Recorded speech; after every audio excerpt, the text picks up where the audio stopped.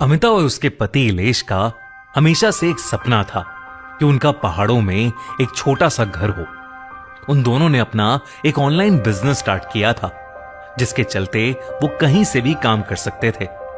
इसलिए उन्होंने हिमाचल के एक छोटे से गांव में कहीं दूर एक पुराना घर खरीदा, जिसके चारों तरफ जंगल, बड़े बड़े पेड़ और अलग अलग सुंदर फूल थे। अमिता उस घर को लेकर बहुत खुश थी।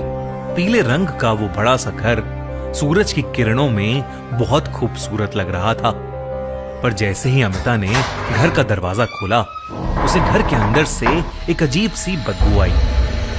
घर काफी सालों से बंद था और गंदा था, शायद इसलिए वो बदबू आ रही थी। वो दोनों जब घर के अंदर गए तो दिन के उजाले में भी अंदर गुप्त अंधेरा था। उन्होंने कैंडल्स जलाई, इलेक्ट्रिसिटी ऑन की, घर साफ किया और फिर अपना सामान सेट किया। उसी रात जब अमिता ने खाना बनाने के लिए सब्जियां काटनी शुरू की तो ताजी दिखने वाली सब्जियां अंदर से पूरी तरह सड़ी हुई थीं, बल्कि सब्जी के अंदर से काले कीड़े निकल रहे थे।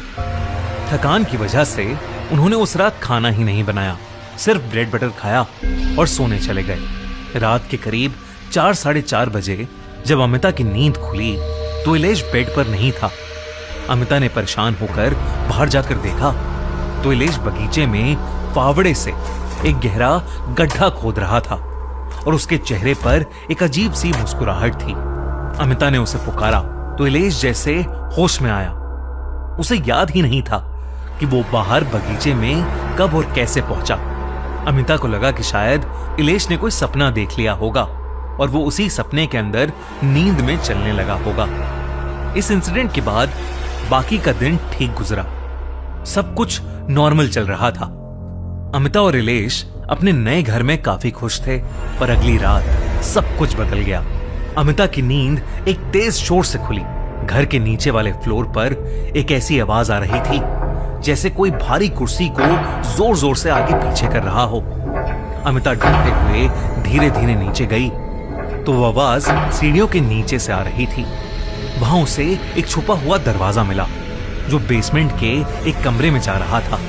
अमिता जब उस अंधेर कमरे में गई तो उसने देखा कि वहां सड़ी हुई जड़ी बूटियां रखी हैं और एक रॉकिंग चेयर पर इलेश बैठा एक काली बोतल को घूर रहा है।